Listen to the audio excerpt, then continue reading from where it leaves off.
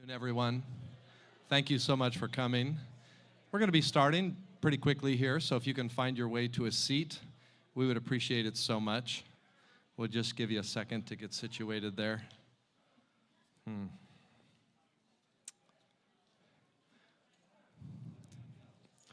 Well, once again, greetings. My name is Larry Vold. I serve as a chaplain with the Alameda County Fire Department. And on behalf of Scott's family, his wife Patty, their 4 kids, Jennifer, Haley, Sean, and Kimberly, along with their spouses and children, thank you for coming today. Thank you for attending. Any elected officials, appointed officials, we appreciate you. We thank God for you. The chief of the Alameda County Fire Department, William McDonald, is also here today. And we're just grateful that everyone has come. The family wants you to know that your presence here makes a huge difference in this day. When I walked in here today, I saw Patty. The very first thing she said is, it feels real now, as all the people have gathered. And so your presence makes a huge difference for all of us. Scott was a public servant as an Alameda County supervisor for District 1 for more than 2 decades. He represented the communities of Livermore, Dublin, Pleasanton, Sunol, parts of Fremont, and surrounding incorporated areas. Scott was a strong advocate for transportation improvements, including projects affecting the I-580 corridor and the Altamont Pass. He supported economic development in eastern Alameda County and worked with agencies for improving transportation, airports, and land use planning. Among his great achievements, none were more important to him than loving his wife, Patty, and their 4 children and grandkids.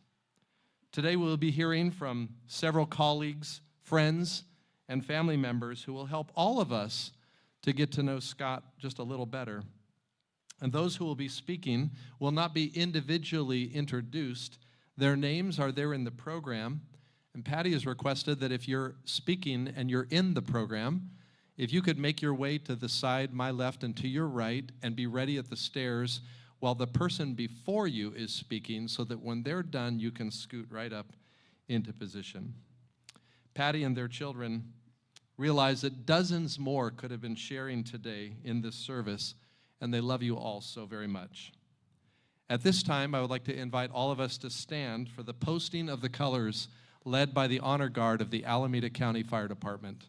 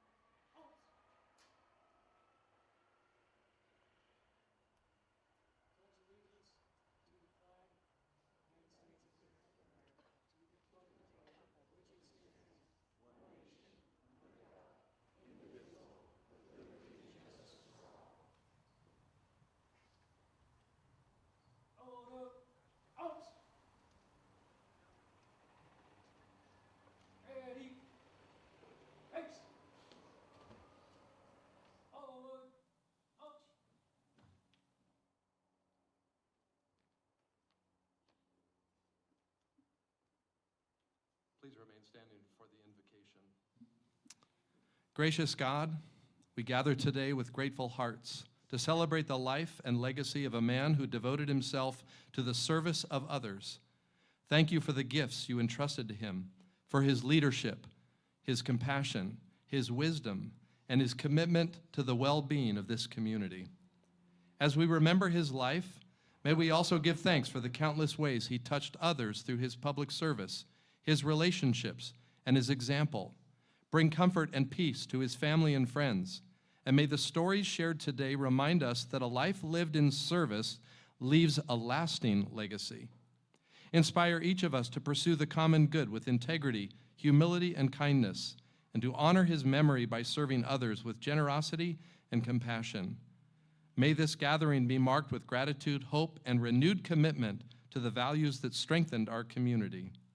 We ask your blessing of comfort over his family.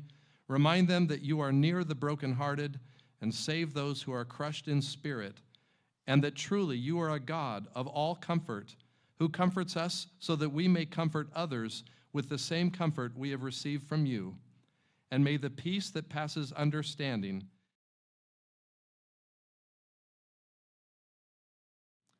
Thank you. You may be seated.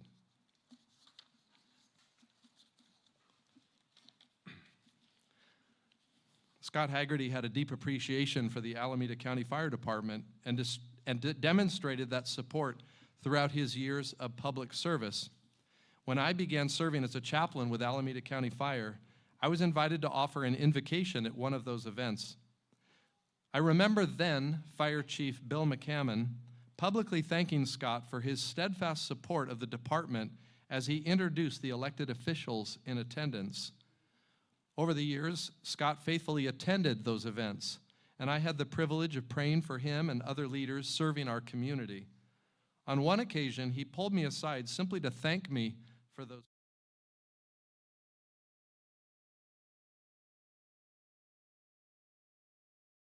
in the world.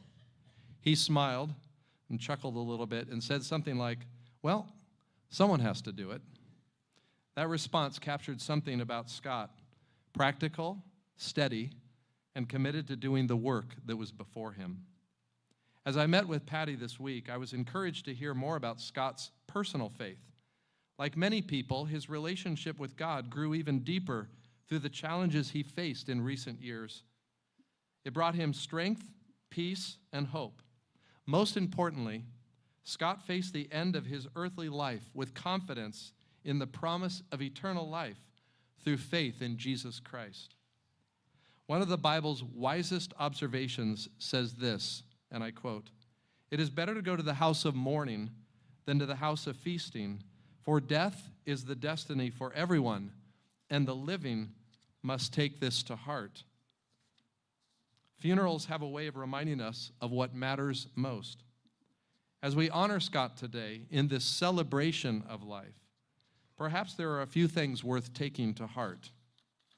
First, your life matters.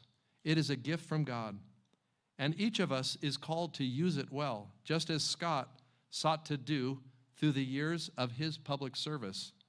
Second, God's love for us is steadfast, and his invitation is without any hesitation.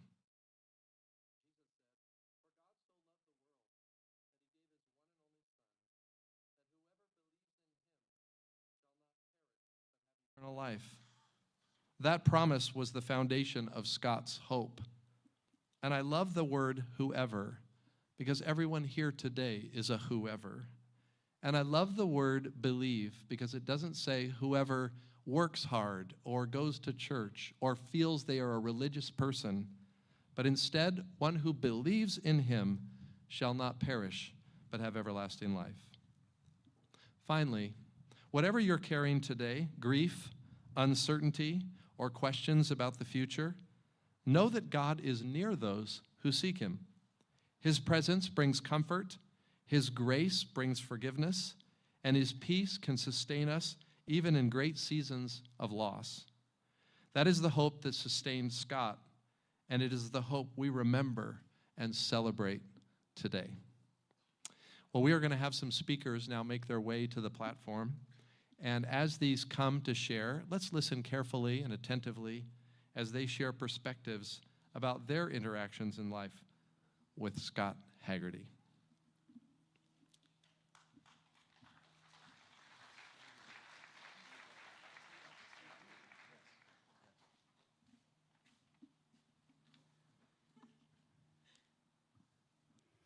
Hello, everyone. I'm Alameda County Supervisor Dave Halbert. My first words are condolence to the family. We love you guys. But you said today is a celebration of the life, and you said dress casual, dress fun. I may have underdone it a little bit. Maybe I'm the only one that took direction, Patty. I don't know. But we are going to celebrate now, and we are going to celebrate later. So I'd like to share a few words. Now, Scott mentored me. He taught me a lot. And he also found a way to piss me off a lot. I'm going to share a story that goes back to the year 2002. And not many people in this audience will know this story. 2002. Nate Miley was my county supervisor. He had Dublin in his district. Scott was this Republican from Pleasanton who wanted the county to move our juvenile hall from San Leandro to the shadows of Santa Rita Jail in my town, Dublin. So I went to work on Scott. In the very first time that I met him, I told him, no, I threatened him. I said, if you don't back Nate's plan to rebuild juvenile hall in San Leandro, I will create a group called Republicans Against Haggerty. And our battle cry will be rah, rah, rah. Republicans Against Haggerty. And I looked him dead in the eye. And I say dead in the eye because I thought maybe he might kill me at that time. If you ever saw Scott head explode, if you ever saw him get red in the face, if you ever saw a vein pop out in his head, if you ever experienced that Scott Haggerty may come across the table at you, you had that trifecta at that very moment. He was.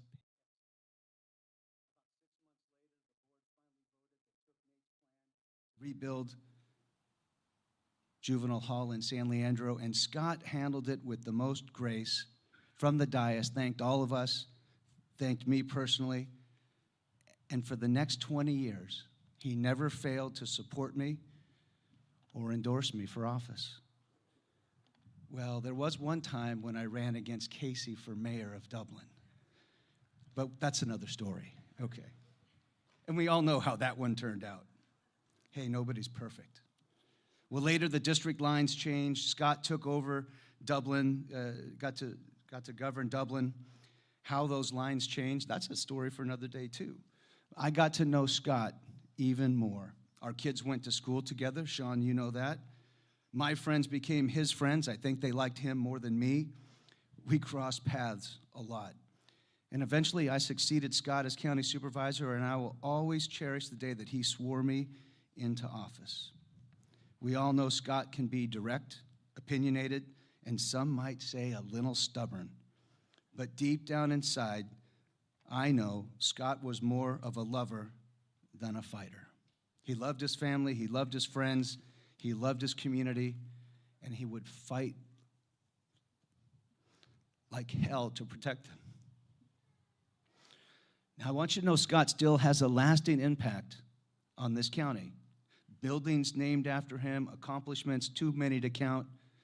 He even created a rule in my office. I created, and we call it, what would Dave do?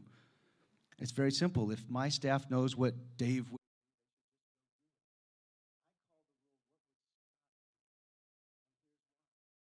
always asking myself in a situation, well, what would Scott Haggerty do? How would he handle this? Nobody knows better that answer than Sean Wilson. And so I would often ask Sean, so Sean, tell me, what would Scott do in this situation? And he would say, well, Scott would do this, or Scott would do that, and then we would pause. And so we created another rule. What should Dave do? Sometimes it was the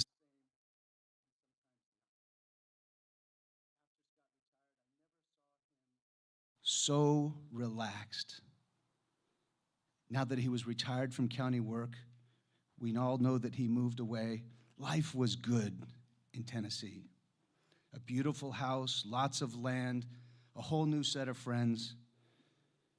Michelle and I were so happy and so blessed for them, Patty, you and Scott, and we felt blessed to visit just for a few days.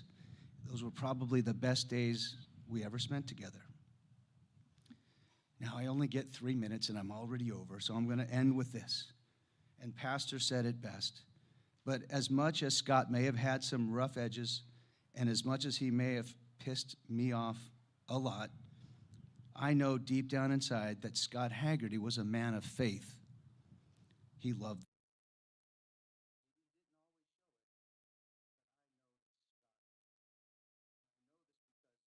One of the special bonds that Scott had with Michelle, and I'm sorry she couldn't be here today, but she sends her love and spirit. Scott and my wife, Michelle, had a bond of praying together. And when Michelle and Scott prayed, I want the Haggerty family.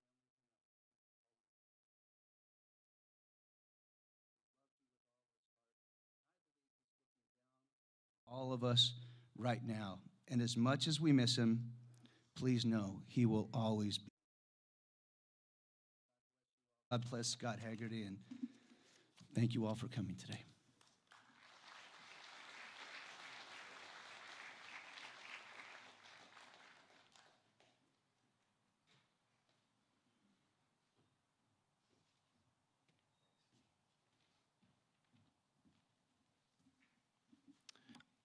Good afternoon. My name is Sean Wilson. I had the distinct privilege of serving as Scott Haggerty's chief of staff for about a decade. During this time, he became much more than my boss. He became a mentor, a colleague, my dear friend, and someone I love like family. So most people here knew Scott Haggerty as Supervisor Scott Haggerty, the stern politician, the snappy dresser, the fearless leader. Not me. I knew Scott. And if you really want to know Scott, you had to ride in the sled. That's what he called the dark blue Cadillac Escalade that we drove around in. The sled. Now, the sled wasn't just transportation. It was a locker room to his kids. It was our office on wheels. It was a strategy room. It was our comedy club. It was a call center. And sometimes it was our therapy.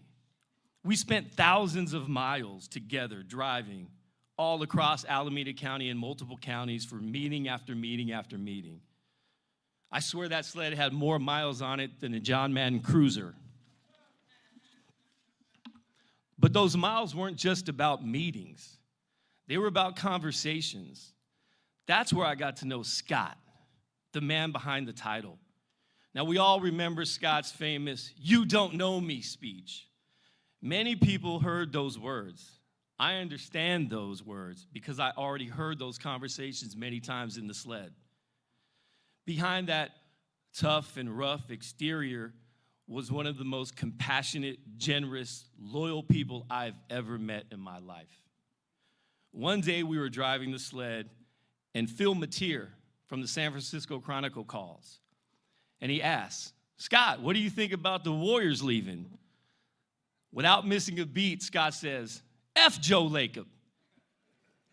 Immediately, Scott looks at me, puts his hand on the phone, and goes, "Is that okay?" I look back at him, and I'm like, "Look, you already said it, so it's not what I would have suggested, but we might as well go with it." People remember that quote, but I remember the loyalty behind it because Scott loved the East Bay. He truly cared for those Warrior fans, and he was devastated that the Warriors were leaving. It was about loyalty for Scott. One of my favorite Scott Haggerty stories ever was my son Dominic and I picked up Scott Haggerty before sunrise. Yeah, David, I do get up before sunrise sometimes. And we picked up Scott and we drove to the championship parade that the Warriors were having in Oakland. I dropped Scott off, and Dominic and I proceeded to my office where we were going to watch the parade from above. Well, my phone rings. Scott tells me, "I left my speech in your car." I said, "Oh, great." He goes, "You got to bring the speech over to me." He goes, "And by the way, if you have a black Sharpie and a mailing label, write B23 on it, put it on you, and drive, and you might be able to get through the barricade without having to try to find me." I'm like, this is never going to work. But I did what he told me to do, as always. I wrote B23 with a black Sharpie on an Avery 5160 label. I slapped one on my chest and one on my son, and away we went.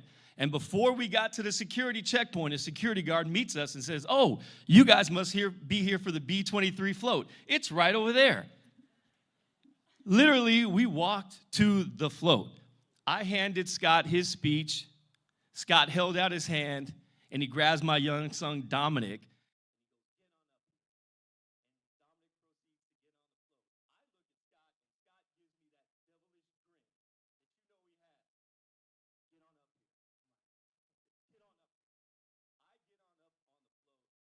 And now, I wasn't watching the first parade. I was in it with my son. And you should have saw my son and Scott Haggerty dancing on that float like they hit the three-pointer to win Game 7 of the NBA Finals. It was amazing. And now finally, Keith Carson and Susan Marinishi know why I was on that float that day, because no one knew for a long time. But that's who Scott was. He created unforgettable memories for people he loved. If Alameda County ever builds a Mount Rushmore of county supervisors on the Altamont Hills, his face will be there, right next to Keith Carson, Wilma Chan, Gail Steele, and Nate if he ever retires.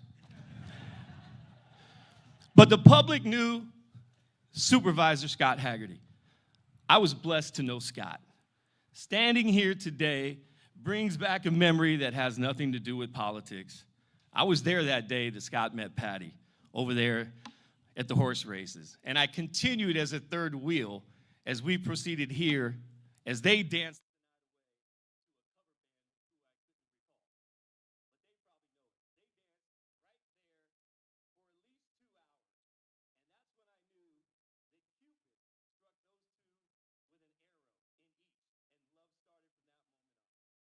It was obvious to everyone within 10 rows that they had something special, let me tell you. Now, I didn't know it then, but I was watching the first chapter of one of the greatest love stories I ever witnessed. What you need to know about Scott is that his greatest pride wasn't being a county supervisor. It wasn't the roads he built. It wasn't the parks he opened. It wasn't the jobs he created. It was being Patty's husband. It was being a father to Sean, to Jennifer, to Haley, and Kimberly. It was being a brother to Leanne and Michael. No title ever meant more to him than that. Well, Scott was far more than a successful politician, and if there's one thing I hope everyone remembers today, it's this. Scott was a fearless leader. He fought when he had to fight. He wasn't afraid to cry when his heart told him to. He led with compassion, conviction, and courage. And at the end of every day, he measured success not by titles or headlines, but by whether he had done the right thing by his family, his community, and the country he loved. Scott was a true leader, a one of a kind, and he will never, ever, ever be replaced. Sean, Jennifer, Haley, Kimberly, thank you for sharing your father and your dad with this community. Scott, thank you for believing in me. Thank you for your friendship. And thank you for your laughter. If you really wanted to know Scott Haggerty, you had to ride in the sled. And thank you, Scott, because that was a ride of a lifetime. Thank you.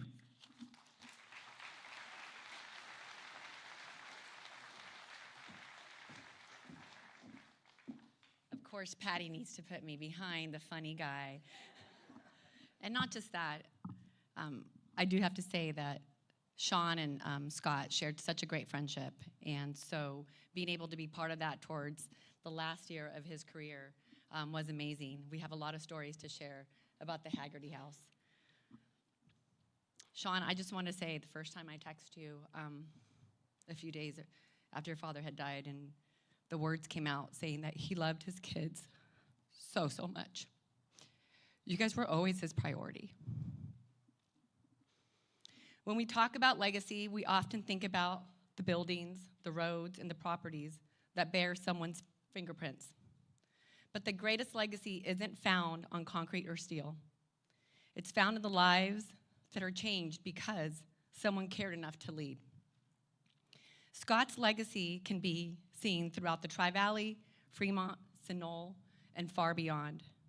He understood that strong communities are built through thoughtful leadership and long-term vision. He championed transformational transportation projects like Valley Link because he knew connecting people to jobs and opportunity was the vision for the future. And besides, BART had made him really mad.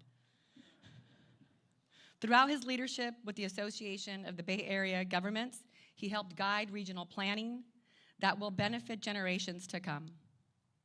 He was instrumental in creating the growth of the first clean energy, East Bay Community Energy, which is now called AVA. And I remember him calling and saying, "You need to come on this commission because I need a woman." And that's one thing that Scott will never, ever forget. He wanted to make sure that women were part and always sitting at the table. And he believed that thriving communities need more than just infrastructure. They need culture, which is why he was an early champion of the Bankhead Theater, helping make it the cultural centerpiece of the Tri-Valley that is today. Scott understood the true public service isn't about a single project. It's about leaving a community stronger, more connected, and filled with greater opportunity than you found it. But if you ask those who knew Scott and what made him extraordinary, we wouldn't start with the accomplishments of the list of accomplishments. We talk about his heart. Scott never forgot the people who needed him and who he helped the most. Whether it was advocating for working families, supporting nonprofits, or taking time to help someone who had nowhere else to turn. He believed public service was about lifting others. The compassion is what has defined him just as much as any ribbon cutting or major initiative. For me personally, there are a few people I can point to who truly changed that course of my life and my career. Scott was that unique person. He believed in me before many others did. He challenged me to do better, to be able to get on more commissions and committees, to get involved, especially in transportation. He said, "Melissa, you have to get involved in transportation because they always have money." Well, and he also encouraged me that when I failed, I had to get up and keep moving. And that's what's really helped me and also shaped me and so many other leaders as well. Along the way, he became far more than just a mentor. He became a beloved friend and a person that you can talk to. I remember him calling me 2 days before Thanksgiving and encouraging me to keep going on with my political career. And we sat there and we spoke for over an hour. And he would always call me and say, "Hey, listen," or "Hey, do you got a sec?"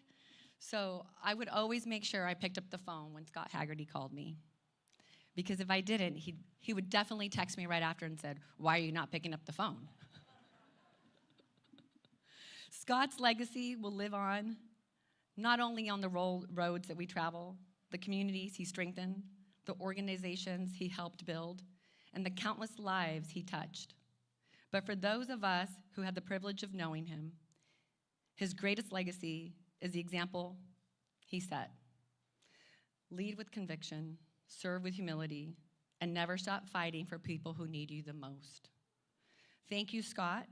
Your legacy will continue to inspire all of us, and I know I speak for so many when I say that we're better because you chose to serve. And I want to thank the family for also giving us the opportunity to say our last words and coming back to California to have so many folks this afternoon to be able to share this last memory. Thank you.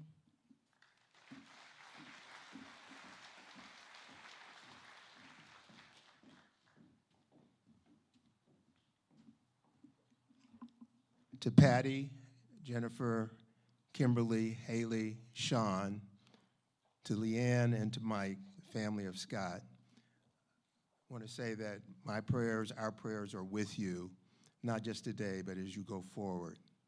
And I, too, want to thank you for giving me an opportunity to say a few things about Scott. I was born in Berkeley, California, a long time ago. Our family was made up of my father, my mother, 2 sisters. I had no brother. Berkeley was my ecosystem for the first 25, 30 years of my existence. I had the privilege of being elected to the Alameda County Board of Supervisors on November of 1992. 4 years later, on November of 1996, Scott Haggerty was elected to the Alameda County Board of Supervisors. Now, most of us know that Scott was born in San Francisco, raised in Fremont, elected from Livermore, served as Tri-Valley, totally different from Berkeley, where I was growing up and born, that area that they call the People's Republic of Berkeley. And so the first year that Scott was on the Board of Supervisors, I'm a little bit limited in saying how challenging it was for Alameda County because of the difference between he and I. Remember, Scott came to the Board of Supervisors as a registered Republican. I'm this left-wing liberal that's there. But after the first year, both of us came together understanding it wasn't about us, it wasn't about our philosophy, it wasn't about our political affiliation, it was really about the people of Alameda County and doing the best for the people of Alameda County. Over 20+ years, Scott and I became very, very close and very good friends. A number of you who are sitting here know that publicly you would hear often from him or me, oh, Keith is my brother from another mother. Or I would say that Scott is my brother from another mother. And we became so close that there were times in which I would come into my office and Mina Sanchez, who's here, would say as I walked through the door on the 5th floor, Scott's in your office. I said, okay, no, he's sitting at your desk, so you're gonna have to find a seat when you get in there. And he would often do that. He would talk to me and I would talk to him before board meetings, after board meetings, late into the night. He loved his family, all of his family, in different ways. Scott and I really became brothers from another mother. Scott had an opportunity not only to meet my mother, but to go over my mother's house and experience my mother's cooking. And I said to her, this is my brother from another mother, and she adopted Scott as her son as well. It wasn't unlike maternal family that had spats. There were lots of times in which there was tension between Scott and I. And people on the 5th floor in the county building would say, something's not right with you guys. You guys need to go and hug and kiss and get it over with. And we would do that. Scott was the kind of friend that for 20 years we had an opportunity to travel most of this country. And 3 quick stories of some of our travels. We were in Pennsylvania, Philadelphia, Pennsylvania. And one day after we worked, Scott said, hey, tomorrow I got a car, and why don't we drive out to the Amish country? I said, the Amish country? Yeah, experience them, see how they live. I said, okay. So the next morning I show up very early, and Scott's there with his car, and he goes, hey, would you drive? And I go, no, you rented the car, Scott. No, would you drive? I said, no, this is not driving Miss Daisy. I'm not going to do that, Scott. But I did wind up driving, and we were together for almost 10 hours going out to the Amish country and coming back.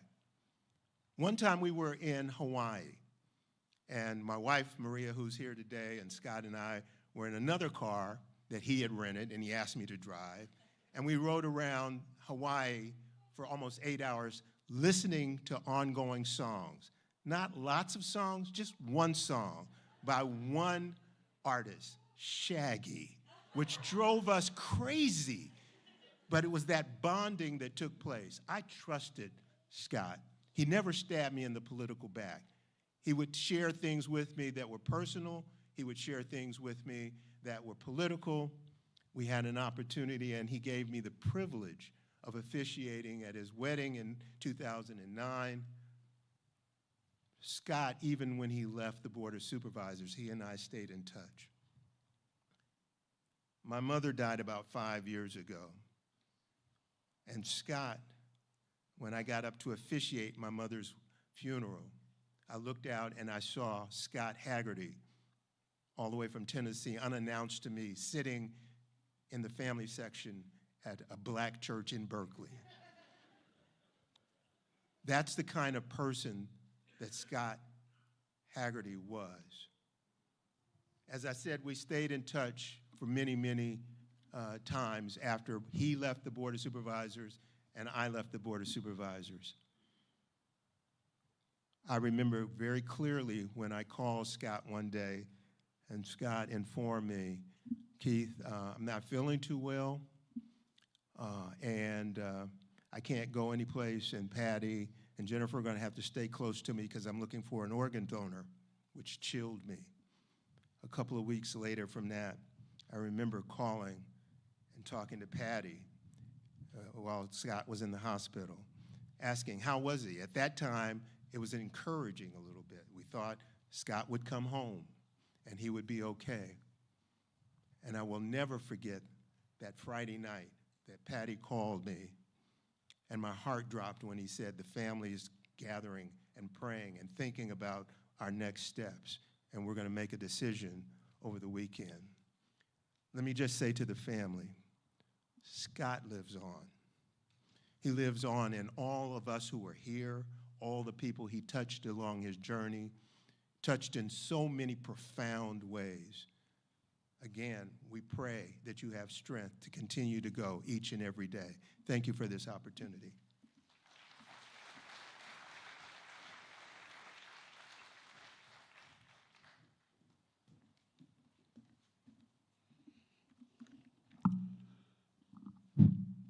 Good afternoon. My name is Bill Harrison. I believe people come into your life for a reason, mostly for when you need them. I first met Scott in 1994 when he was going to run for state assembly, and he contacted my father about being his campaign treasurer. 20 years earlier, my dad was his dad's treasurer when Scott's dad, Frank, ran for Fremont City Council in 1974. My father said, I don't really do that work anymore, but my son is kind of into politics. Maybe you should talk to him. That chance meeting 32 years ago started a lifelong friendship. I was just out of college, trying to balance my life with public service, politics, and business. I learned a lot from Scott. I learned it's okay to show your emotions. He would cry watching the movie Rudy. I would cry at the end of Armageddon. We often ended our conversations with, I love you.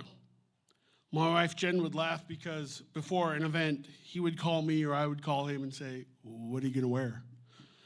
By the way, this event would have caused at least 2 phone calls. Are you sure you're not gonna wear a suit? No, it's outdoors, they want bright colors, it's gonna be okay. Supervisor Halbert got the memo, it's okay. Finally, he would say, okay. I'm wearing green today because that was Scott's campaign colors, and also to honor his love of all things Irish.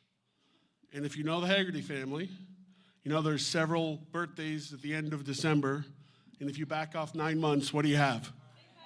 Exactly. I have a very understanding wife. I'm sure her ears turned up a few times hearing one side of my conversations with Scott. She was probably thinking I was talking to another girl, but it would go something like, no, I'm not mad at you, I just haven't had a chance to call. Of course, the what are you wearing? And of course, do you think that was appropriate? and of course the infamous, "I love you." But like any friends, we did have a few arguments, but I'll never forget one night Scott calling me after one of our political arguments. It wasn't a physical argument. And he said he didn't want to go to bed angry. And I've learned that lesson and taken that forward into my personal life as well. Back in 1994, I think it's important to understand where Scott came from. We all know where he ended, and we're going to hear some great accolades of what he's done. But Scott ran for state assembly as a Fremont Recreation Commissioner, not exactly your stellar point to run for the state assembly. He outworked everybody. He did his day job. At the end of that, he would walk precincts until the sun went down. Although we lost the campaign, we learned a lot. We bonded, and our friendship exploded after that. Our first campaign headquarters was in a warehouse across from the then NUMMI plant, and our next door neighbor was a great business called Bullets, Bullets, and Bullets. Our campaign headquarters later became a warehouse for a hot tub manufacturer, so you can tell the kind of area we were in. A final story from 1994 is that one of the main reasons Scott ran for state assembly was that after the kidnapping of Polly Klaas. In late 1993, Polly Klaas was kidnapped at knife point from her bedroom in Petaluma. And that incident fueled a larger debate about repeat offenders, safety for children, how crimes like that are investigated, and even led to what we call the Amber Alert now. But Scott did not see that as a political issue. To him, it was a human issue. He looked into the eyes of his two daughters at the time. Sean, you weren't there. And he saw the pain for the Polly Klaas family, and that's what fueled him to run. That passion and energy helped create the extraordinary public servant that Scott Haggerty was. Scott was a fierce advocate. He was direct. If you were on his side, you loved it because there would be no one who would fight for you or your cause more than he would. If you're against him, you probably hated him because he was going to do whatever he could to make sure his side would win. Then there was people that just didn't quite get him. I would sometimes use these people for my enjoyment. Well, I wouldn't say I never weaponized Scott against those people. Sorry, that's wrong. I shouldn't say I often weaponized those people against Scott. And one story of that is I'll have to change the name because if I told you this guy was the former mayor of Berkeley and served in the state legislature, you might know who he is. But we'll just call him Tom Spates, just for this as we move forward. Scott and I were traveling to San Diego, and I had an earlier boarding number than he did, but we were fine. I was going to get on board and save our seats. I got on board, and I saw Tom and his wife sitting there, and they didn't know who I was, so I picked a seat right behind him. Sat down, smiled, and as Scott got on board the plane, we made eye contact. And then Mr. Sabates's wife said, "Oh dear, it's Scott Haggerty. What could he be doing here?" Well, we had a great trip down to San Diego. I don't know about them. He also developed and changed over time. And I'm not just talking about the hair, but can we take a second to talk about the hair, the part on the side, the buzz, the crew, the comb over.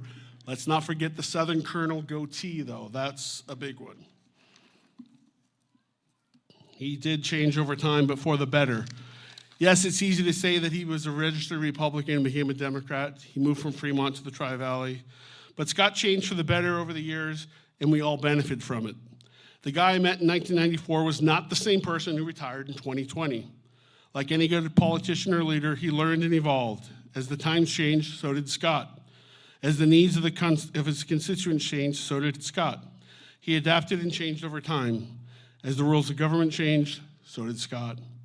When he first went to the Board of Supervisors, as Supervisor Carson just said, he told us he was going to be the one voting for. He soon realized that that was no way to get things done. He started building coalitions, working to get appointed regionally. He saw what the needs of his district, the county, and the region, and started working towards to accomplish those goals. Scott loved bringing people together to get things done. If you attended any of his events, you would see people coming together for the common good. Business with labor, neighborhood leaders, historic preservationists, unions, businesses, everyone was there, and Scott would bring people together to get things done. I don't need to go into all his accomplishments. We're going to hear that from several other people. Scott is probably best known for his advocacy for transportation. I would joke with him, as Sean just thought about all the miles he drove, that he became a transportation expert not from sitting on MTC or the County Transportation Commission. It's all the driving he did. He would start in Tri-Valley, go to Fremont, then to Oakland, then San Francisco, pop up to Sacramento, back to Oakland, and finish in the Tri-Valley. And that was a Tuesday. By statute, the county supervisor is not a transportation seat. He made it his position, the transportation seat. He was a regional thinker, and although his fingerprints are on a lot of projects around the Bay Area, one of the biggest ones he does not get enough credit for is BART to San Jose. Scott is the person that initiated the meeting, bringing the two counties together, all while singing the song, "Do You Know the Way to San Jose?" Scott also loved public safety. I think he secretly wanted to be a firefighter. He wasn't just a transportation person or a public safety person. He was a people supervisor. He knew how important all the social services were and what the county did and what the county needed. Scott loved being a supervisor, a leader, a motivator, but he loved more being a father, a husband, and he really loved the role of Papa. To Jennifer, Haley, Sean, Kimberly, Scott was so proud of you. Our calls would often start with, "How you doing? What's going on?" But would soon turn to updates on what the kids were up to. He loved bragging about the kids, but truly loved spending time with them and making memories. Just 2 weeks ago, I was in the audience right there seeing Boys to Men open the final weekend for the Alameda County Fair, and on this very stage, they started talking about the people they have lost, their friends, their mentors, their grandparents, their family members, and then they started singing, "It's So Hard to Say Goodbye to Yesterday." Yes, I cried, and I'm okay with that because the first person I was thinking of was our friend Scott. It's very hard to say goodbye to him, but I know I'm a better person for knowing him. As we get older, we often think about the road not taken. After his 1994 state assembly loss, Scott thought about thinking of running for Fremont City Council. In the back of his mind, he always wanted to win the race his father couldn't. But Ed Campbell talked him into running for county supervisor, sitting on the porch of the Heritage House that now bears Scott's name. Imagine if Scott did not choose his path. Our county, our region, is better for the impact that he made, but more importantly, our lives are better of knowing Scott. I could go on and on about our friend Scott, but that would just keep us from the part that Scott would appreciate most: the celebration, the food, the party, the drinking, and the stories. I started off by saying that people come into your life for a reason. Patty, you came into Scott's life for a reason. He was ending his political career, getting ready for the move, getting ready to start a second chapter as Papa. To Patty and his entire family, thank you very much for sharing Scott with us. Scott, we love you. We miss you. Stay well, everyone. Thank you.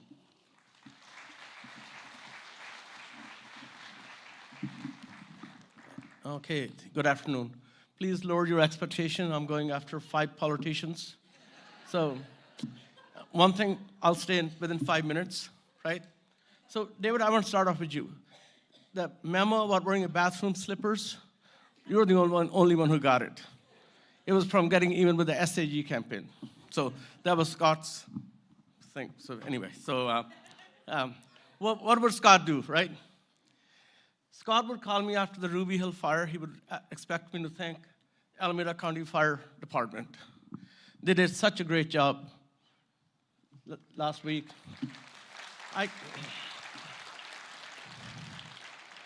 I could actually see the fire from my backyard, and it was moving so fast.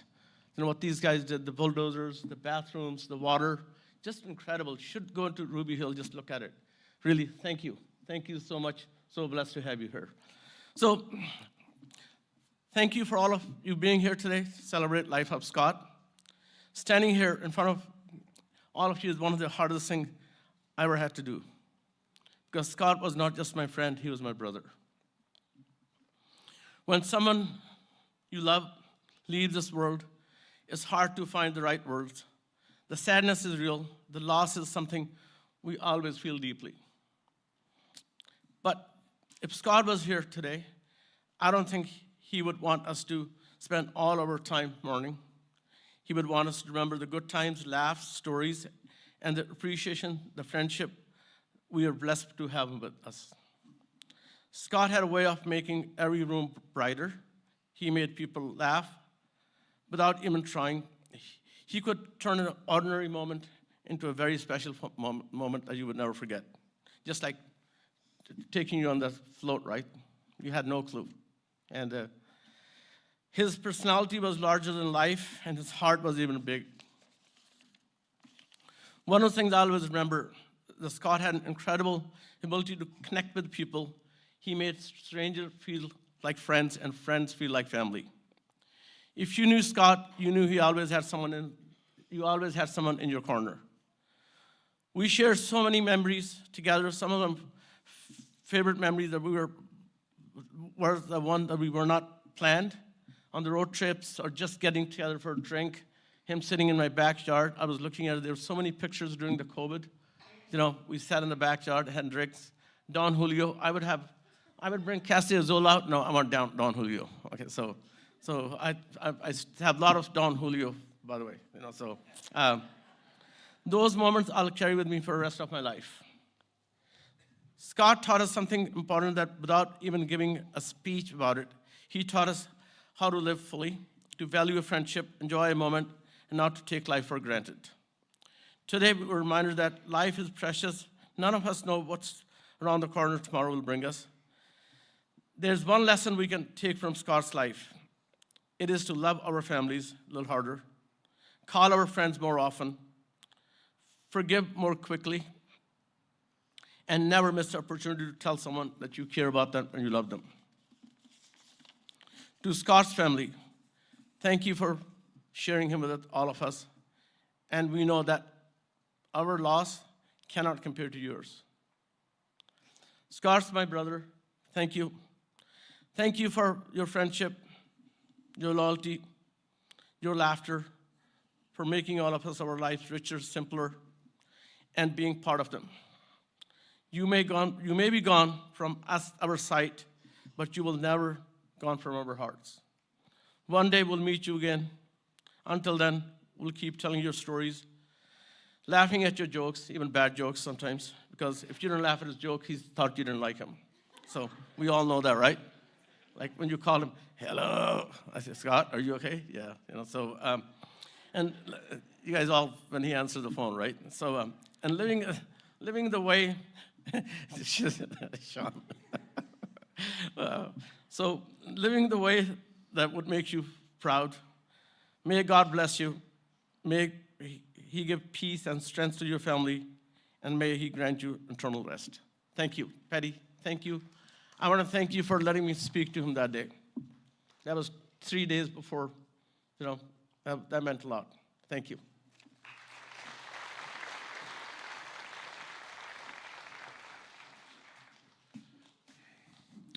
Well, I'm definitely not a politician, but Scott wanted me to be one. So when you look at that picture up there, it's hard for me to see it. But this morning when I got dressed, I wore a blue shirt. Anyway.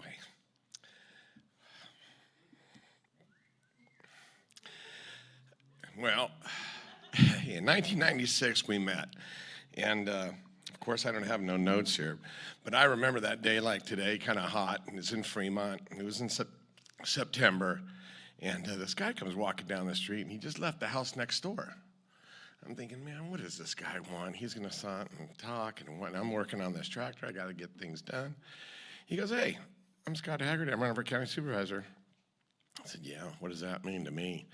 I'm a kid that farms, 50, 60 acres in Fremont and operate engineer running heavy equipment. I don't care what a county supervisor does, really. Oh, no. He goes, I'm going to make the county better, and I'm going to do this. And it's hot. And I go, hey, you want a bottle of water? And you guys that have heard this story on podcasts, I'm just repeating it. But anyway, so we're sitting there, and there was a shade, there was a lawn, there was shade, and we're sitting there, and we're talking. We're not talking about politics. We're not talking about tomorrow or the next day. We're just talking about how Fremont was and how his life was and how he wanted to make the county better. So after about the second bottle of water, he wanted to shake my hand, and my hands were dirty. And you guys know they're clean today, so that was an accomplishment this morning. So anyway, he walks away, and he gets about 50 feet away, and he goes, hey, when I get elected, he goes, is there anything I could do for you? I go, nah. I said, there's nothing you can do for me. He takes about 2, 3 more steps, and I go, hey, there's a guy on the fair board. His name's Jim Coelho, and every time I see him, he always wants me to be on the fair board. I go, you get elected, you put me on the fair board. He goes like this. He points his finger, and he goes, I'll do that. So Nothing, 6, 7 months later, I get a phone call. And that's when we had wall phones, and I get this phone call, and Scott Haggerty, I'm thinking, man, that guy went in for county supervisor. He must have won. Hey, this is Scott, and, yeah, I remember you. I said, we had a couple bottles of water, and he goes, what did I promise you? Well, I don't know. I don't know what we talked about that day. He goes, on the fair board? He goes, that's right. He goes, I was there. I promised you that, and now I'm getting you on the fair board. I said, wow, thanks a lot. And I don't know what that entails. So anyway, so it goes on, and that relationship from 1996 goes on. So about 6, 8 months later, he calls. He goes, hey, I need you to come in the office. Okay, where's your office at? Well, it's at the fairgrounds. And so he goes, I want to put you on the planning commission. What's that do? What does that mean? I said, I don't have time for this. He goes, oh, no, you'll have time. It'll be okay. So I get on the planning commission. Then a couple of years later, he calls me in the office. And when you got that phone call and you didn't answer, like they said earlier, you were in trouble. And you had to be happy, and you had to be funny to his jokes, even if they weren't funny. And he took that. He thought he was a comedian, too, in parts. And anyway, so he puts me on the Air Board District as an advisory. And I'm thinking, man, I got to drive to San Francisco. I'm taking time out of my day. Man, I don't know about this. And anyway, he ends up putting me on the Board of Zoning. So for one guy to put you on 4 commissions, he must have thought something of me. But, the thing was, we were friends. We were drinking buddies. He was my mentor. Now, another thing that he did, you guys all know soccer moms? He was a 4-H dad. And he was a 4-H dad, and he thought a lot of this fairgrounds. And when he built that building, and with no recognition, he did a lot of work here. He thought 4-H and FFA was the thing, and he bought a lot of animals here, and he supported that. And at times it was amazing that the hours that he put in to raising the kids and being the county supervisor and being the 4-H dad and having the pig sick. So one night he calls me, it's 10:30, 11 o'clock at night. I was in bed. I go, what are you doing calling me? He goes, I need you to go do something at 11 o'clock at night. He goes, there's a guy that works at McDonald's and his car won't start. He goes, can you go jump it for him? What? Scott, don't you have jumper cables? And we got in this whole argument over who has jumper cables and who don't. I go, okay, I got jumper cables. But are you sure it needs a jump and it doesn't need a carburetor or this and that or whatever? He goes, just give the guy a jump. So I get up, drive to Mission San Jose, jump the guy's car. And I didn't mind doing it. But the point is, he was there to help that family and everyone else that he worked for. And when he was at McDonald's, with all those families that he did all that help for. But anyway, he was a mentor. He loved you guys. He was a good guy. Thanks.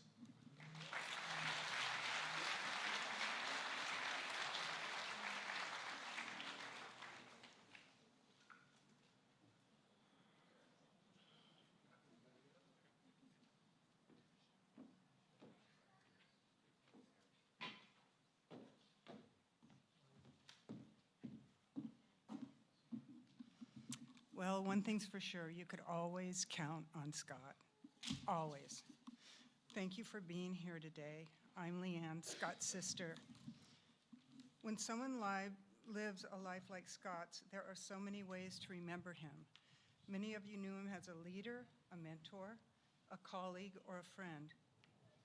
But my brother Michael and I had a very special privilege. We knew Scott for 68 years. I felt incredibly lucky to have him as my brother. I was also blessed to spend 22 years. That always happens to me. I forget to. Hello? I was also blessed to spend 22 years working alongside him. This meant I got to know not only the public servant, but everyone who knew him, but also the man behind the title. Later in life, as Scott truly embraced retirement, he finally learned how to slow down. Well, as much as Scott could slow down. He loved traveling, boating, consulting, family barbecues, his cowboy church, concerts, and he absolutely loved living in Tennessee. Without a question, the greatest joy of his retirement was spending time with his wife, Patty, and family. So many people today have spoken about Scott's accomplishments, his leadership, and the countless lives he touched. I'd like to tell you a story that perfectly captures who Scott was.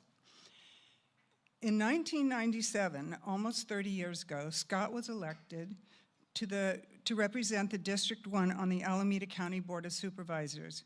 He invited me to join as his staff, and that began 22 wonderful years of working by his side.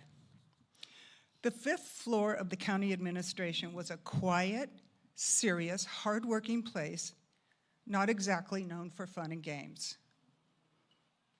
Scott had a way of making every place he went a little more fun.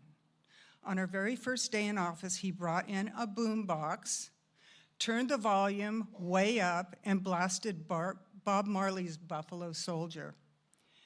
The music echoed through the entire 5th floor. People stopped what they were doing, peeked out of their offices, and you could almost hear them wondering, what's going on? Who is this guy? At first, everyone was cautiously curious, but before long, they looked forward to the energy he brought. The music wasn't really the point. It was Scott's way of bringing people together. He had this incredible gift of changing the atmosphere by simply being himself.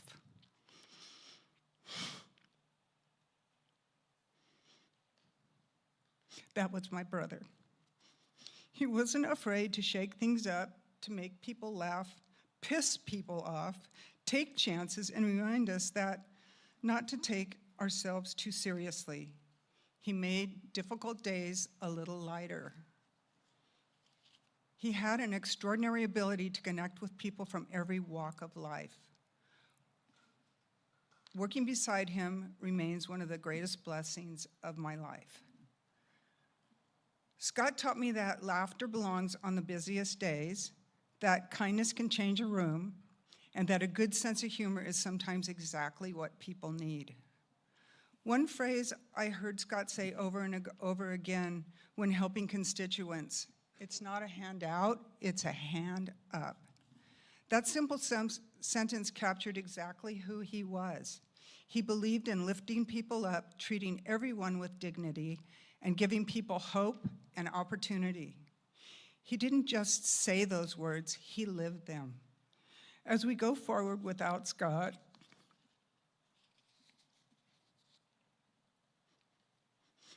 I hope we carry a little bit of him with us in the lessons he taught, the kindness he showed, the laughter he shared, and the way he always looked for ways to lift someone else up. We will miss him more than words can express. We can remember him in his favorite songs, his shared laugh, and an unexpected act of kindness, or with someone offering another person a hand up. Every time I hear Buffalo Soldier, I smile and remember one of my many unforgettable ways my brother introduced himself to the Alameda County Board of Supervisors. I know almost everyone here has a Scott story. Some I probably don't want to hear. I hope you'll share these stories today and keep sharing them in years to come, because every story keeps a little piece of him alive. Thank you for loving my brother. He certainly loved all of you. He will be deeply missed always. Thank you.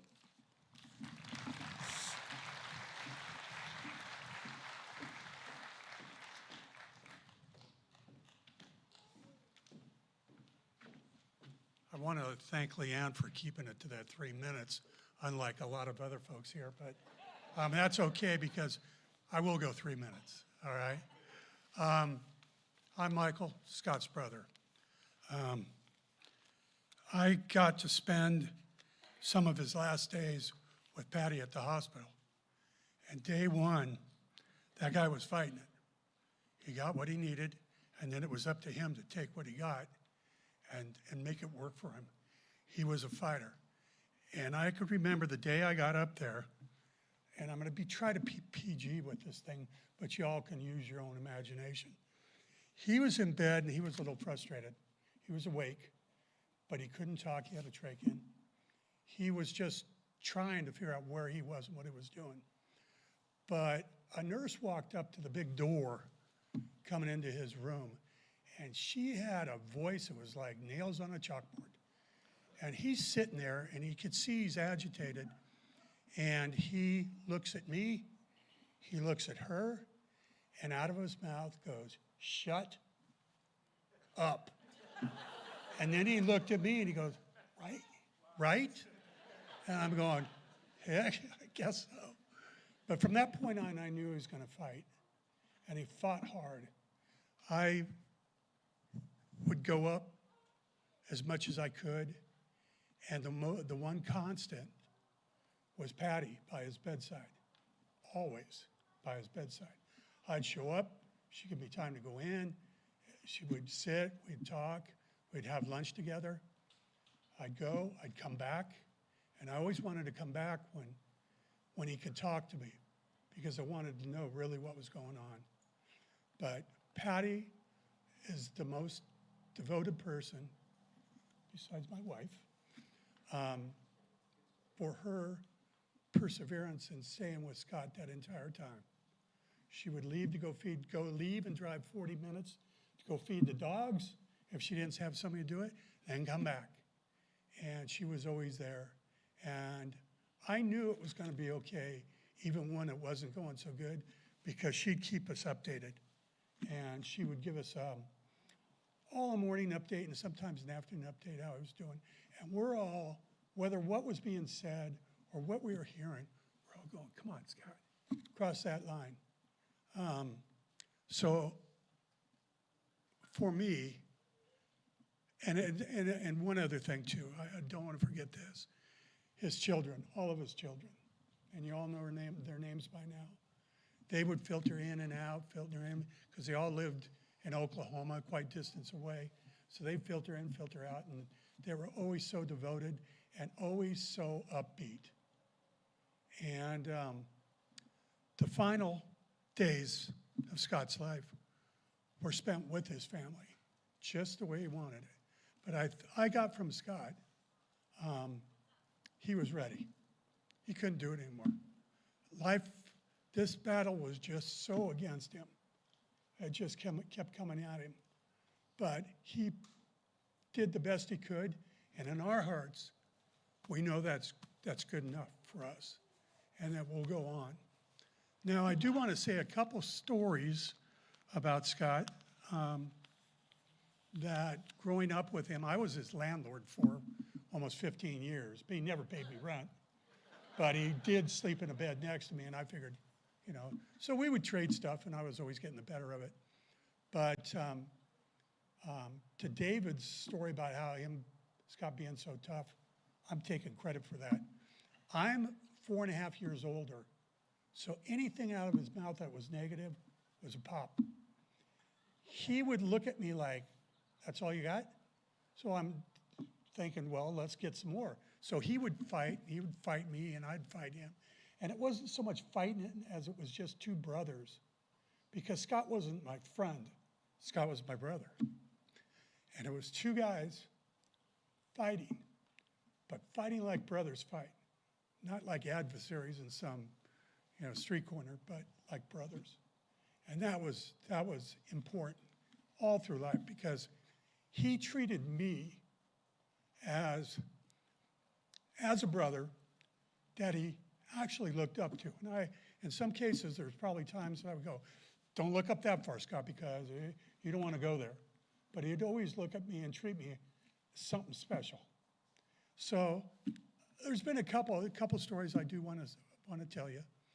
And one was, I think, Bill, I think you were with him. It was at a football game at Washington High School. That wasn't the time that you guys won that raffle, that 30-30 raffle. I'm going, how'd those guys win it? Scott and Bill show up, boom, the winner is, and Scott goes, "Hey, that's my ticket." I'm going, it's only Scott. But this time, my son Colin was playing playing for Washington, and he was going both ways. And the announcer kept referencing Colin as colon.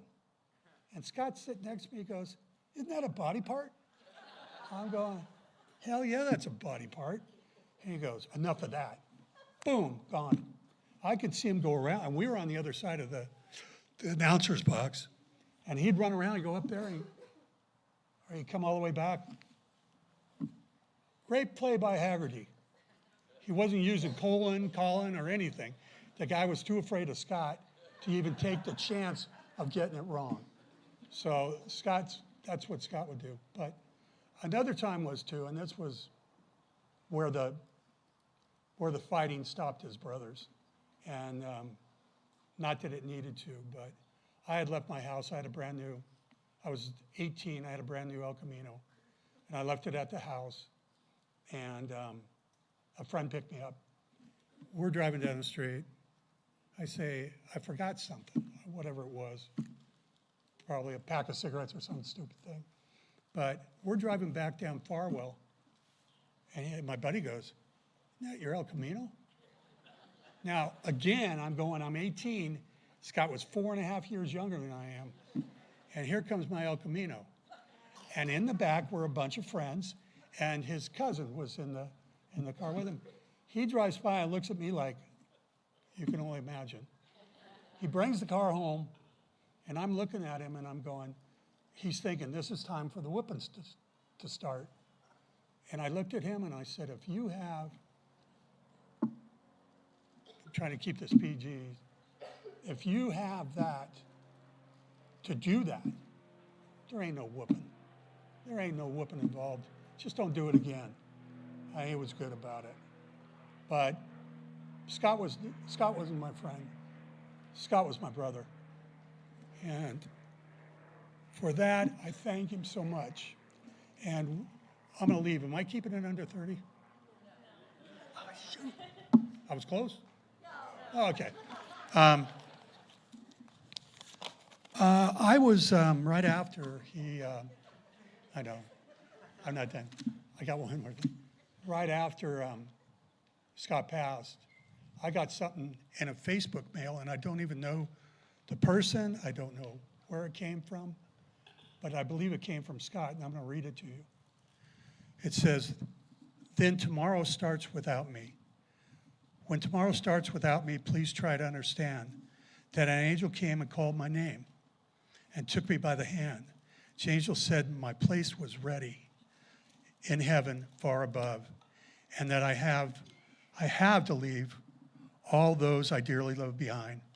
But when I walked through the heaven's gates, I felt so much at home, for God had looked down and smiled at me and told me, 'Welcome home.'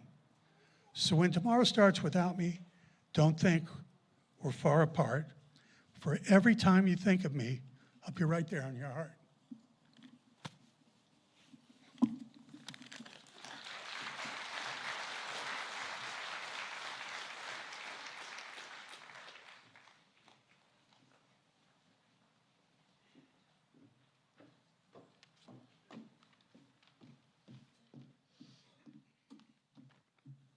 I did stick to the 3-minute rule, so.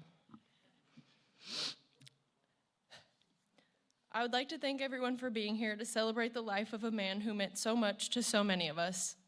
A lot of people have spoken about the lasting impact he has made in this community through his political career. But I would like to highlight the personal aspect of his life. My name is Kimberly, and I am Scott's stepdaughter. However, on the day he married my mom, Patty, he told me that we don't do step in this family and would always refer to me as his daughter. He quickly became a father figure to me and my second dad. He never treated me any differently than my siblings, which meant the absolute world to me. While we didn't share the same last name or blood, we shared something much greater: love, laughter, guidance, and a bond that I will carry with me for the rest of my life. Sorry, very snotty. He stepped up to love me as his own. He stepped up to provide, protect, encourage, and support. He showed up when it mattered most. He may not have given me life, but life gave me him. Scott and I shared so many moments over the past 8 years. When I lived with him and my mom in Livermore, he loved an ice cream sundae, even though he probably shouldn't have had them. And he would frequently say, "If you fly, I'll buy," no matter what time or day it was. I often had to remind him that they were already closed at 10 p.m. He also introduced Mom and I to the tradition of cinnamon rolls on a family member's birthday, and that will continue to live on. The memories that quickly became my favorites were family events such as Christmases, birthdays, and graduations. He always made those unforgettable, and that is when I truly saw him at his happiest. Scott loved his family more than anything and always cherished these moments where all of us were together. But the greatest gifts he gave me were my 3 siblings. I had never experienced that kind of relationship before, as I was an only child for most of my life. I have built a true bond with each one of them, and I will never let that go. Scott quickly became my mom's best friend, and I knew I no longer had to be her protector because he was that and so much more. He loved my mom so deeply, and even at the age they met, acted like giddy high schoolers. He could make her laugh, and then she literally couldn't stop, and at some point we stopped trying to figure out what she was laughing at. He was truly one of the most generous people and made sure that everyone he knew was taken care of.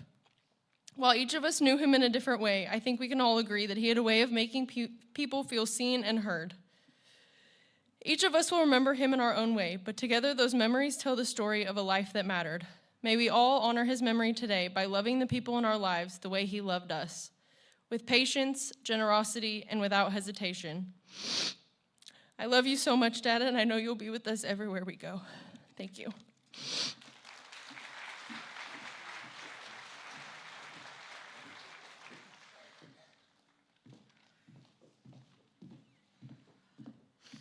I'm not the public speaker at all, so I will try to get through this as best as I can. I tried to write this so many times, but really didn't know what to say. It is incredibly hard to sum up a man who meant so much to me and to countless others. One thing that I have realized throughout this process is that my dad was an amazing man who cared about others so much and was always trying to make the world better for future generations.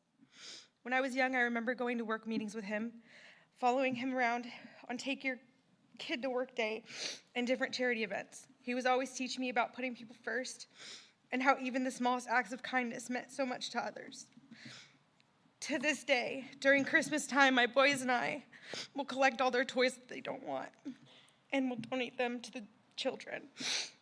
He made me want to be a better person, and in turn, I am able to teach my boys the value of helping others and to always treat people with kindness no matter the situation. I hope the lessons he instilled in me can be passed down for future generations to come. I think in a way, he helped me find my career as a hospital caregiver because I enjoy helping others and want them to feel like they have someone who truly cares about them and is willing to listen when they need it. I later realized that this is exactly who my father was and what he did for me and countless others. If you asked my dad what his greatest accomplishment in life was, he wouldn't name any of the policies he helped implement or the projects he worked on. He would say, "It's my kids." No matter what was going on at work, he would drop everything to be there for us. When I was graduating from college in San Diego, he flew out just for the day to watch me walk. And when I decided to move to Oklahoma, he came out and helped me drive a truck to get there safely.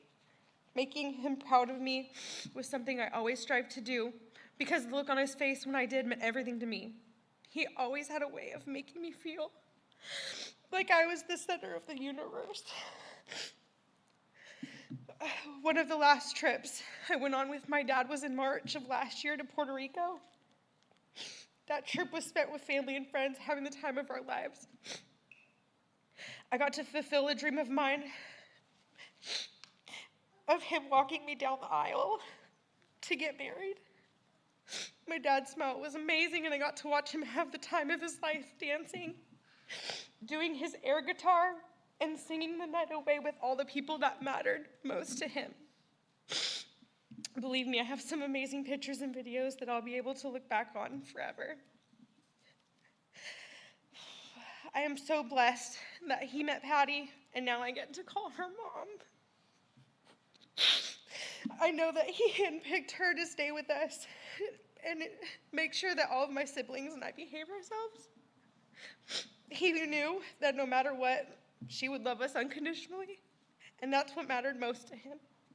He would always give me grief when I called her first, and he made sure to voice his displeasure about it. His memory will live on in all of us, and I can say with certainty he is going to be watching all of my accomplishments, cheering me on like he always has. Even though I cannot hear him, I know that I can still talk to him and he's listening. I may not be able to get all the unsolicited advice like before, but I'm sure he'll be throwing signs at me telling me what I should do. I want to thank all of you for coming to celebrate my dad. I hope that if you have a funny story or a moment that you'd like to share with us, please do so. We would love to hear them. Please celebrate every accomplishment and every moment that you can. And when you look back on your life, I hope that you're able to say it was a life worth living with the love you deserved. Because I know that my dad is able to do that now.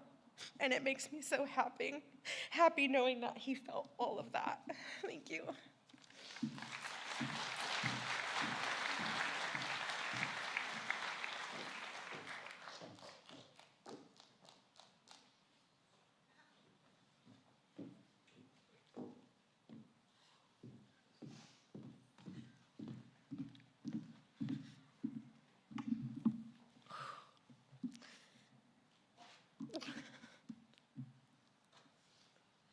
Sorry, 1 second.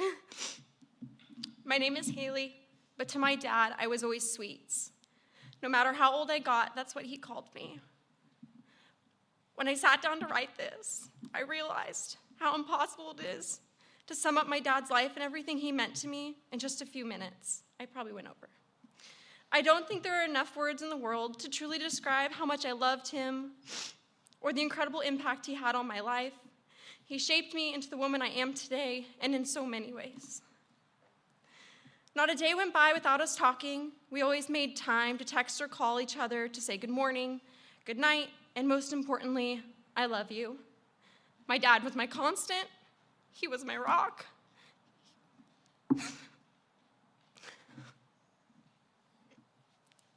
My biggest supporter and my best friend. My father never skipped a beat when it came to showing his love. His love had no bounds. His kindness knew no limits. And his heart was always open to everyone he met. He had a rare gift of making people feel seen, valued, and genuinely cared for.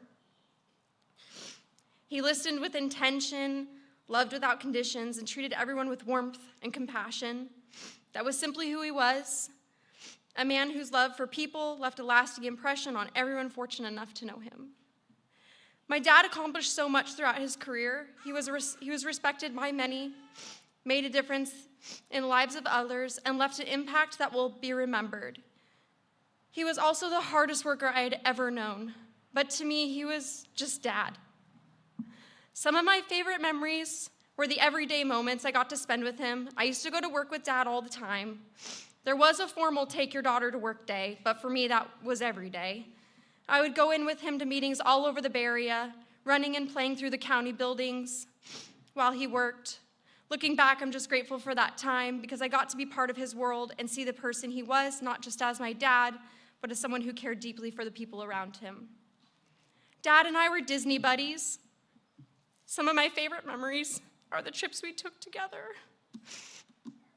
One year, since we all share December birthdays, he took all of us to Disneyland, even letting us kids invite 2 friends each. It was just him. He was the only adult. It was just him and 10 kids spending the weekend in Disneyland. As a child, it felt completely normal because that's just who Dad was. But now as a parent with 2 children myself, I can't even imagine. Looking back, I'm amazed, not just at the logistics, but the willingness to create unforgettable memories for us and our friends. This is the kind of person he was. He made life fun, embraced it, and gave us moments we'll cherish forever.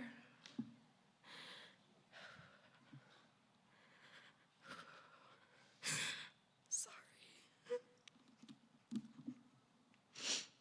2 years ago, he became Papa to my babies, Scott, James, and Lakin. He was the proudest Papa, and seeing him in that role brought me so much joy. Just as he had done for me growing up, he brought magic into the world. Random gifts would appear on our porch, and they weren't just small prizes. I'm talking like full-size Mickey and Minnie recliner chairs, a complete swing set, and Disney holiday decorations that transformed ordinary moments into something unforgettable. He even dressed up as the Easter Bunny to bring them their baskets and create elaborate egg hunts.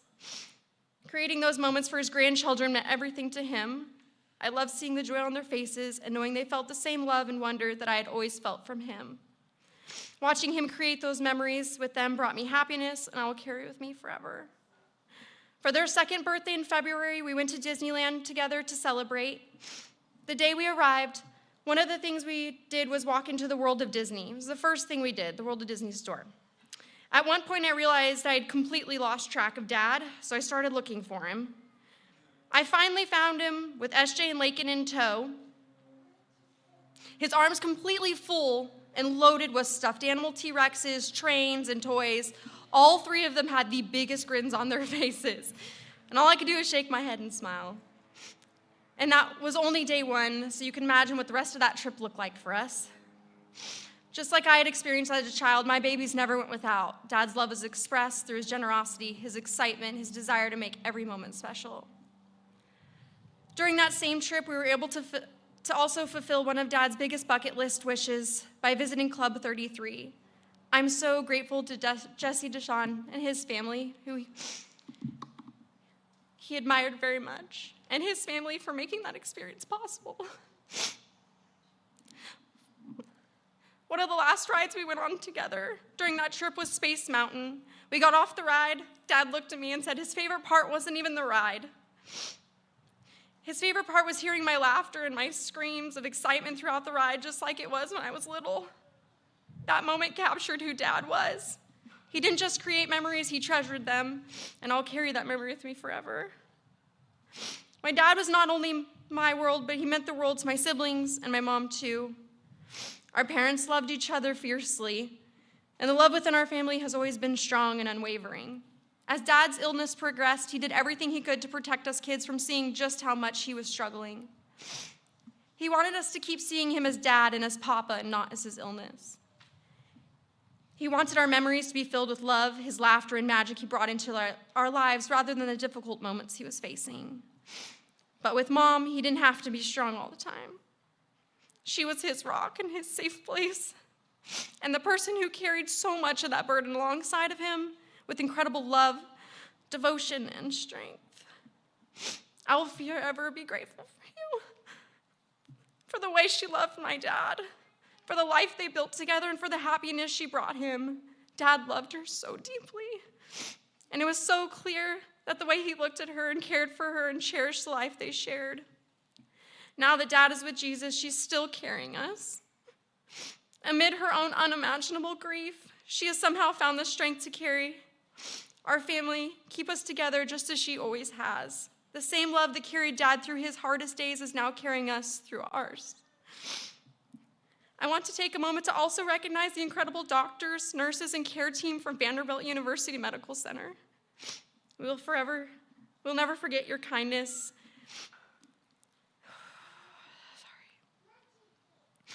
Dedication and love that you showed Dad and our family. From the bottom of our hearts, thank you for giving Dad more time, more memories, and more moments with the people he loved. And Dad, you taught me what it means to love deeply, to show up for the people who matter, and to make every moment count. You showed me that life is meant to be lived fully in laughter, adventure, generosity, and an open heart. As I move forward without you here, I want you to know that I will keep making you proud. I will work hard, love fiercely, and without limits, give back to others, protect the family you love so much, and carry the values you lived for every single day. I promise I will never take life for granted. I'll chase the adventures, create the memories, say I love you often, and never half-ass a single moment. I will continue to find the magic in the ordinary, just like you always did. I promise to keep your memory alive through SJ and Lakin. I will tell them stories, share adventures, and make sure they always know the incredible papa that you were blessed to have. I will remind them of your kindness, your laughter, generosity, and the way you made everyone around you feel loved. They will grow up knowing how much you loved them and how much joy they brought to your life. Your legacy is not only in the memories we have of you, it lives on in the way we love, the way we care for others, and the way we choose to live because you were here. Dad, thank you for being my constant, for being my rock and my best friend, and the greatest example of how to live a life full of love. I hope every day forward I make you proud.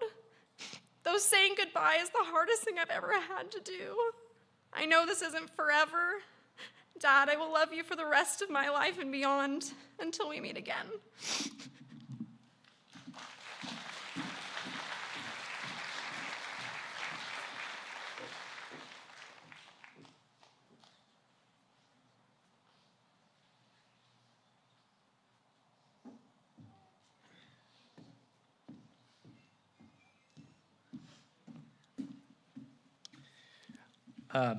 Before I start, I want to bring up something that Sean Wilson talked about. Sean, where are you? Hey, Sean. Around the time I left for college, we had to give up the sled, which was pretty devastating on my part. He tried trucks, Jeeps. If you knew that man, you knew he changed cars like he changed his hairdo, which was pretty often. Some time ago, which I imagine was after Patty's approval, he did get a brand new sled, and you had never seen that man happier in his life. But it's funny because it turned much less into a war room as more of a chauffeur grandpa mobile for SJ and Lakin.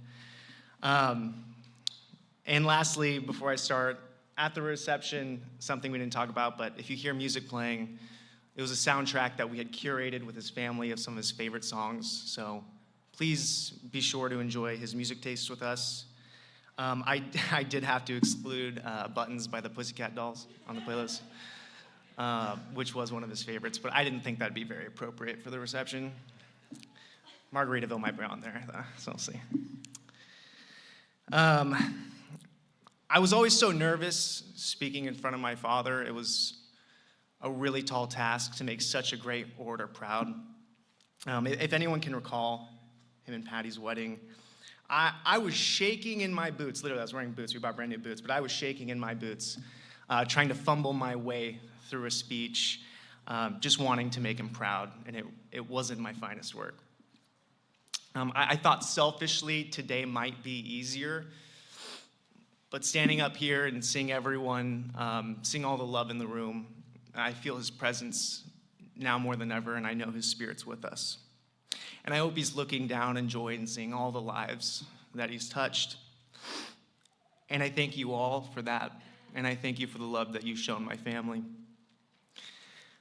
Among the hundreds, if not thousands, of stories you're going to hear today about my father, it really is a shame how many more will go untold. Probably the hardest part about writing this was deciding which one of my stories might encapsulate him the most. Even then, it's an impossible task. But among the fondest memories we have growing up, the trips we took, the Christmases where presents piled higher than trees, an hour commute from 580 from Dublin to Livermore because of 580 traffic, which was there today, or just sitting at Lake Tulloch, which was our favorite place, on our boat, just talking about my dreams and aspirations. I do have one memory that comes to mind. Growing up, my father worked so much. If you knew him, you knew that county supervisor wasn't his only title. But as a child, I was too young to understand that his rigorous work ethic was for one thing, and that was to support his family and make sure we didn't go without. But I was selfish. I wanted him around more. I remember he was loading his car on a trip to DC.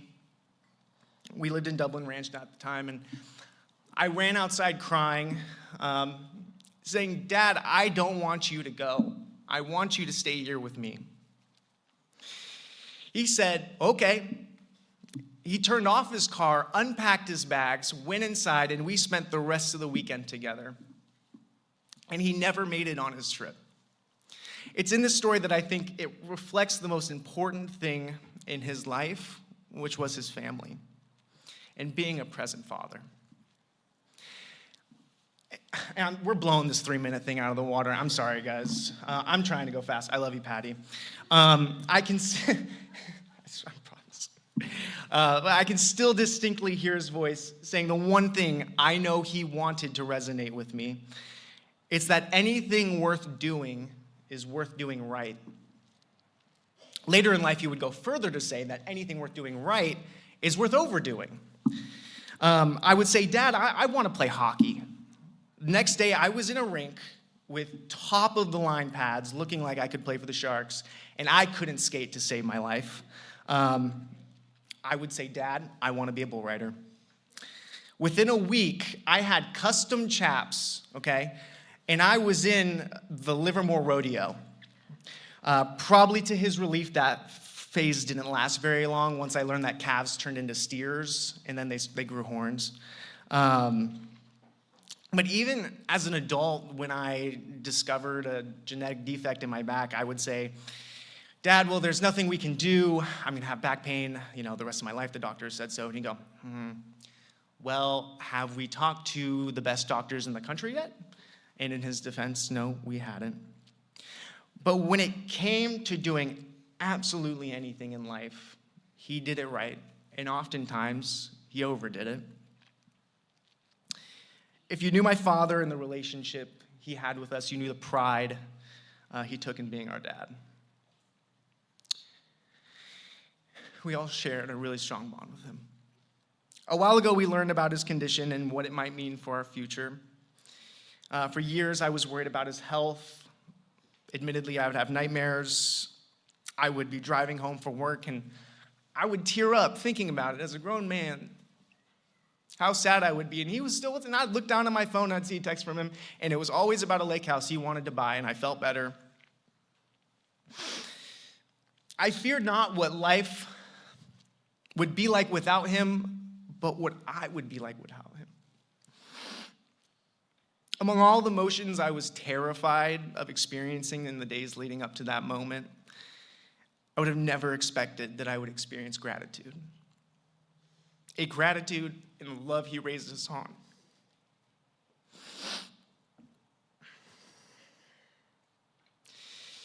The gratitude and the love I saw pouring out in that room. A gratitude in the privilege of having him as a father and the love we shared. A privilege so unique and so deep that I believe God thought that we had to pay the toll of grief early. And if grief is the price we have to pay for him to be our father, I would pay it 10 times over in every lifetime for him to be my father again. I could not in good conscience write this speech and not mention my mother, Patty.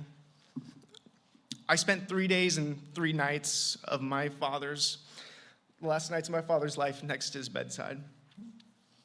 3 days and 3 nights of traversing between a makeshift bed, sofa, which is a concrete slab, and yoga mats on the floor. And I really had to ask myself, how much longer could I do this? Mind you, I'm 28 years old, okay? I'm like technically in the prime of my life, or at least entering the prime of my life. But it was an exhaustion I could feel in my bones. It was a weariness that I had not experienced in my entire life. 3 days. 3 days. And yet, our mother, Patty,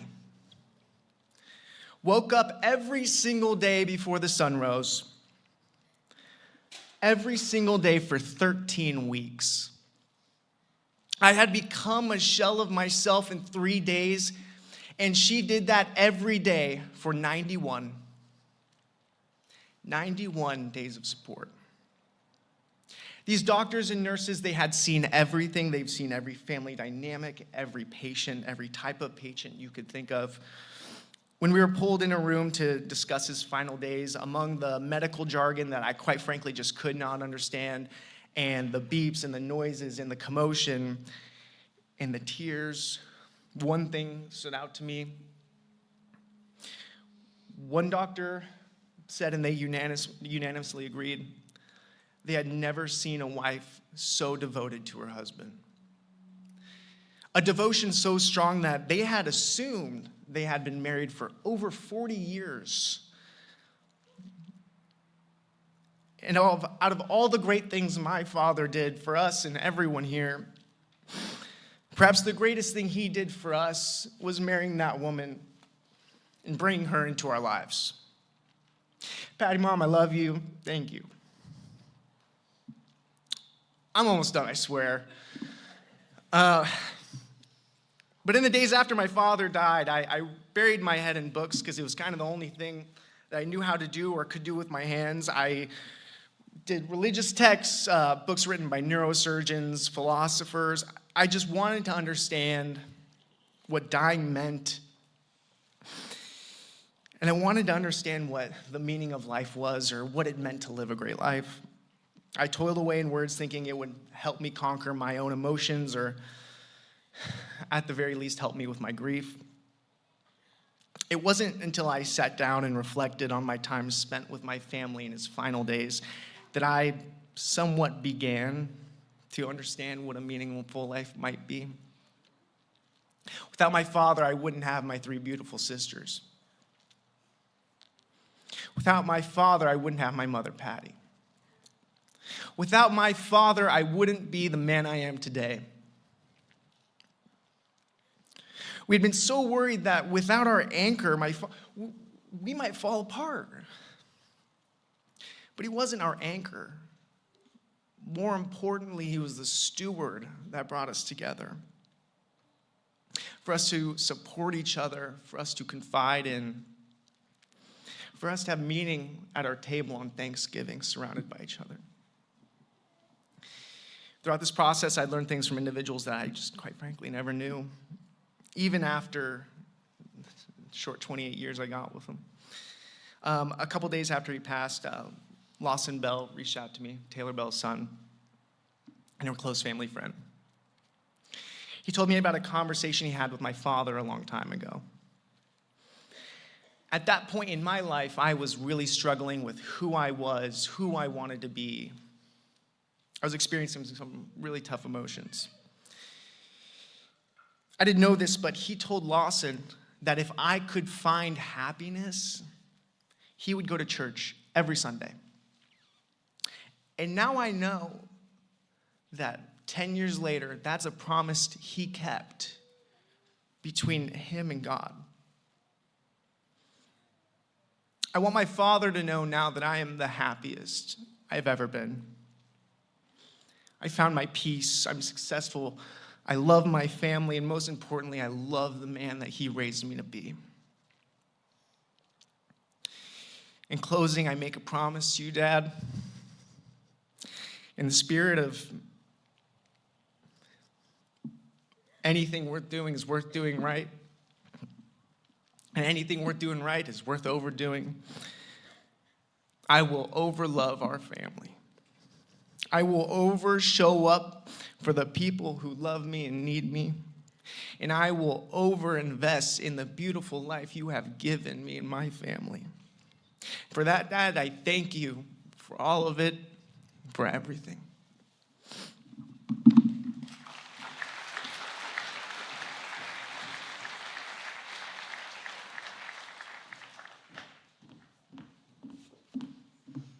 Hello, everyone. Thank you all for coming this afternoon to celebrate the life of my husband, Scott.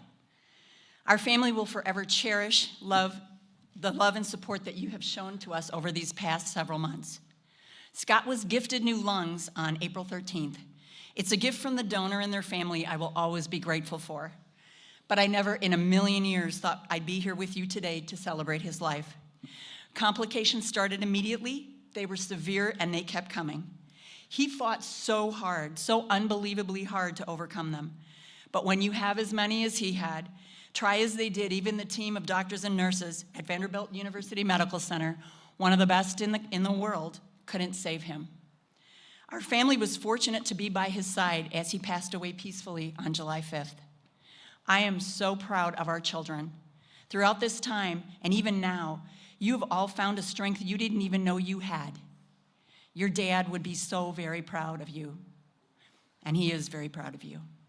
Scott and I were lucky enough to meet here at the fair 8 years ago on July 6, 2018. I think I owe it to Nick Nicora and Teresa and Frank Imhoff for that one, and Junie. We also got married here at the fairgrounds in September of 2021. His office was here. His children spent a lot of time here, so it is fitting that we celebrate his life here. You have heard a great many stories and memories of Scott, the colleague, friend, brother, father, and papa. I want to take a minute to talk about Scott, my husband. We had a wonderful life built around God, love, family, and adventure. We have a saying on the wall in our house that says, blended and blessed. And it is so true. Our family bond is very strong, and that will continue as we move forward in our new normal. We will share memories and continue traditions that he started. Scott and I shared a love for each other that only got stronger. We were best friends, and we had so much fun together. We brought out the best in each other. Scott taught me how to laugh hard, something I think I had forgotten how to do.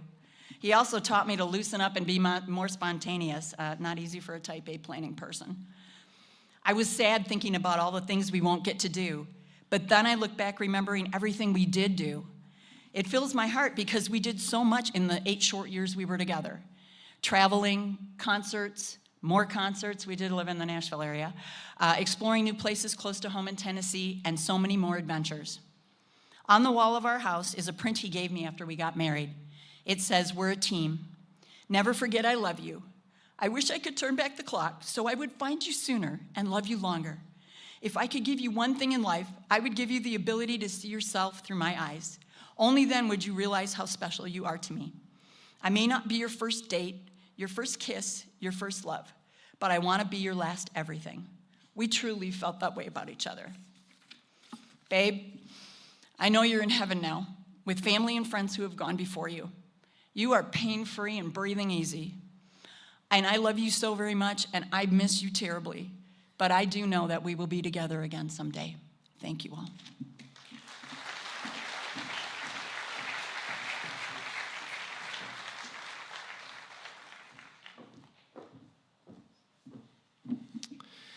I want to thank everyone for those beautiful, timely, memorable tributes, especially the family. Thank you so much, Jennifer, Kimberly, Haley, and Sean, and Patty, for these inspirational and powerful words. The family has asked that I bring a closing prayer, which I'm going to do, but before I do that, I've been instructed to remind all of us of a couple things. First of all, right after the service is over, and after I pray, there'll be a couple of special honoring moments. We're going to have a flag presentation. I'll walk you through that, and then we'll all process out at the end with the bagpipes leading the way. You'll be going to the farmhouse. We want everyone to go there. We want everyone to have some food, some drink, some enjoyment, some stories, some sharing with each other, and be around this family. They need your touch. They've seen you. They need to experience your presence with them. So please stop on over there, get some food, and enjoy that time. In lieu of a guest book, the family has asked that you take a card, and they have hundreds of them, a memory card, that they would like you just to simply write out a memory of Scott, something special. It doesn't have to be long, but something that the family can hold on and treasure for the rest of their lives. So that's our assignment. Every one of us, take a memory card, fill it out. All right? Can you do that? Wave at me if you say you're going to do that. All right. Look at that. Everybody's going to do it. Okay. All right. So with that, let me pray, and then a couple of quick things before we go. Gracious God, as we prepare to leave this place, may we do so with grateful hearts for the life of Scott Haggerty, for his years of service, his love for his family, his commitment to this community, and the difference one faithful life can make. May his example remind us that our own lives are gifts to be invested in the service of others, And may we never take for granted the opportunity to love well, lead with integrity, and leave our communities better than we found them. For Scott's family, Lord, I pray that you would surround them with your presence in the days ahead.